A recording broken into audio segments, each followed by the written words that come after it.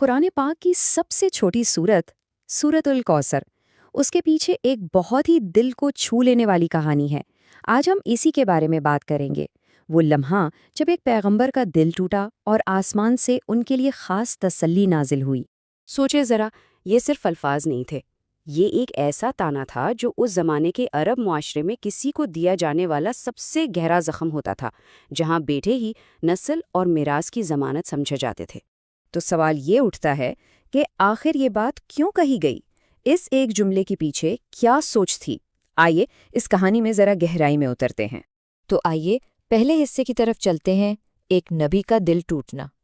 جانتے ہیں کہ اس وحی کے پیچھے کتنا درد چھپا تھا؟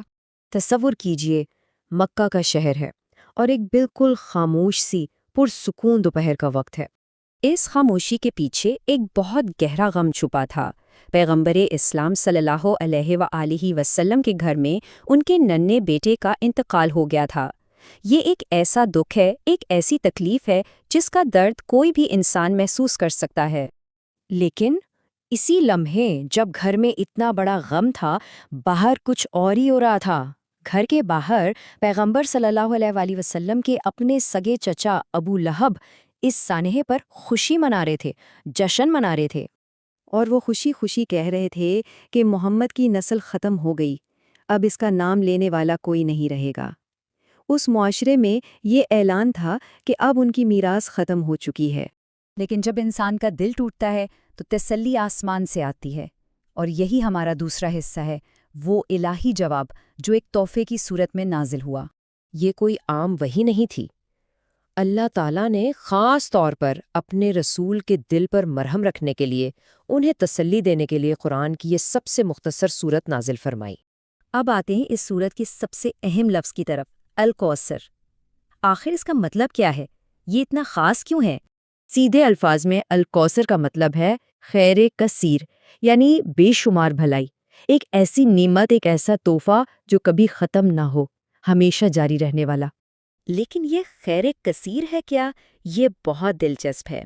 دیکھیں، اس کے کئی مطلب بتائے گئے ہیں۔ یہ جنت کی وہ نہر ہے جس کا پانی شہد سے زیادہ میٹھا ہے۔ یہ وہ قرآن ہے جو ہمیشہ رہے گا۔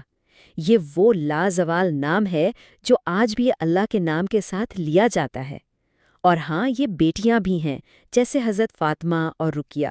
یہ اس طعنے کا سیدھا جواب تھا کہ بیٹے نہیں تو کچھ نہیں۔ اللہ نے بتایا کہ میری رحمت صرف بیٹوں تک محدود نہیں ہے۔ اچھا، جب اللہ کی طرف سے اتنا بڑا تحفہ ملے تو جواب میں کیا کرنا چاہیے؟ یہ ہمیں سورت کا اگلا حصہ بتاتا ہے۔ آیت کہتی ہے، پس اپنے رب کے لیے نماز پڑھو اور قربانی کرو، یعنی اس عظیم نعمت کے شکرانے میں اپنی عبادت کو خالص اپنے رب کے لیے کرو۔ یہاں عبادت کے دو خوبصورت پہلو بتائے گئے ہیں۔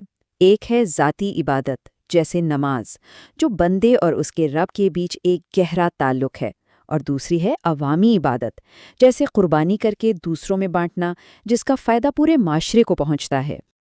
اور اب ہم اس سورت کے آخری اور سب سے طاقتور حصے پر آتے ہیں، وہ حصہ جو اس سارے واقعے کا رخ موڑ دیتا ہے اور تانے کو اسی کی طرف پلٹا دیتا ہے جس نے وہ دیا تھا۔ یاد ہے وہ تانا کیا تھا؟ ابو لہب نے کہا تھا کہ محمد بے نام و نشان ہو گئے ہیں، ان کی نسل ختم ہو گئی ہے۔ اور اب سنیے اللہ کا جواب۔ قرآن کہتا ہے، بے شک تمہارا دشمن ہی بے نام و نشان ہے، یعنی اصل میں نسل اور نام و نشان اس کا ختم ہوگا جو تم سے نفرت کرتا ہے۔ تاریخ نے دکھا دیا کہ کس کا نام باقی رہا اور کون بے نام و نشان ہو گیا۔ یہاں جو لفظ استعمال ہوا ہے شانی، اس کا مطلب صرف دشمن نہیں ہے، اس کا مطلب ہے وہ شخص جو نفرت میں اتنا اندھا ہو جائے، انا اور حسد میں اتنا آگے نکل جائے کہ اس کی عقل کام کرنا چھوڑ دے۔ یہ تو تھی وہ کہانی، لیکن اس میں ہمارے لیے آج کے دور کے لیے کیا لازوال سبق ہے؟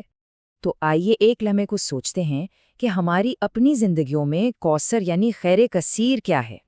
دیکھیں، یہ خیر کثیر ہر جگہ ہے، ہماری صحت، ہمارے بچے، ہمارے گھر کی چھت، یہاں تک کہ ہمارا فارغ وقت بھی۔ ہر وہ نعمت، چاہے وہ ہمیں چھوٹی لگے یا بڑی، وہ اصل میں اللہ کی طرف سے دیا گیا کوثر ہے۔ تو خلاصہ یہ ہے کہ یہ صورت ہمیں سکھاتی ہے کہ اپنی نعمتوں کو پہچانیں، ان کا شکر ادا کریں، جب کوئی تکلیف میں ہو تو اس کا مذاق اڑانے کے بجائے اس کا سہارا بنیں، اور یہ بھی سمجھیں کہ اصل میراث اچھے کاموں اور اچھے اخلاق سے بنتی ہے، صرف اولاد نرینہ سے نہیں۔